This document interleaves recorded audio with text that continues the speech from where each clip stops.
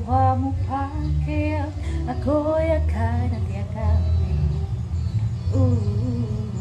Hanggang sa pagtanda natin, nagtatanong lang sa'yo, ako pa kaya ibigin mo kung maputi